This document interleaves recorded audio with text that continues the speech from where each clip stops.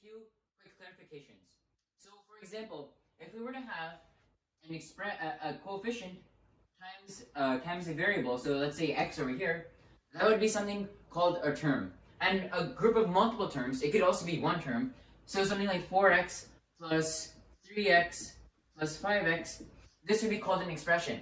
When it's going to be equal to something, and that's going to be something like 3, then that would be called an equation because there's an equal sign over here. Okay? And over here we have a constant multiplied by a variable. And the special term for the constant that's multiplied by a variable is called a coefficient. Coefficient. So you'll see that term used a lot in the future videos. Okay, so now let's talk about combining like terms. Suppose we were given an expression, something like 3x plus 4 plus 5x. Well, how would we combine that? Well, before we dive into that, I want to talk about what exactly is a like term. A like term is when when a term has the same variable part as another term. For example, 4x and 3x are like terms because the variables are the same. So there's an x here and an x here. Even though the coefficients are different, the variables are the same. But what if we had something like 4y and 4z? Although the coefficients are the same, the variables are not. Therefore, it's not a like term.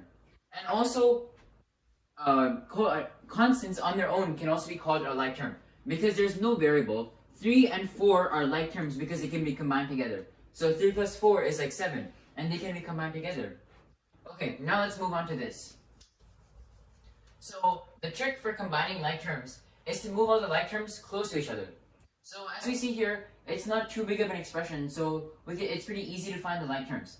So we see that 3x and 5x both have the same variable. So we can put them together. 3x plus 5x, and then the 4 still remains, plus 4. And we can do this by the commutative property of addition. Okay, now that we have these two things together, what we can do is we can combine the coefficients together. So 5 plus 3 is 8. And we can just simply rewrite this as 3x plus 5x is going to be equal to 8x.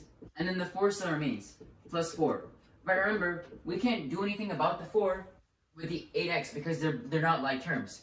So I think you can see where this is going. Now let's try a harder example. Suppose we were given something like 4x plus 5y plus 7 plus 9x plus 6 plus, let's say, 2y. And we're asked to simplify that. Well, the first step would be to find out all of the like terms. So first we search for the x's. So if we look, we only see that 4x and 9x are the only x's. So we're going to put them together. 4x plus 9x. These are equal. So and then we look for the y's after. And we see that 5y and 2y are the only y-like terms. So we put those together.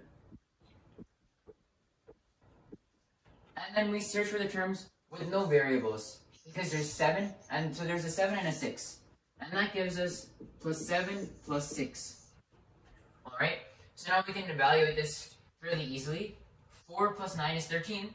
And remember how we talked about we can combine these two together. So this becomes 13x. Plus 5 plus 2 is 7. So this becomes 7y. And 7 plus 6 is 13. So this becomes 13. And there we go. We have simplified this.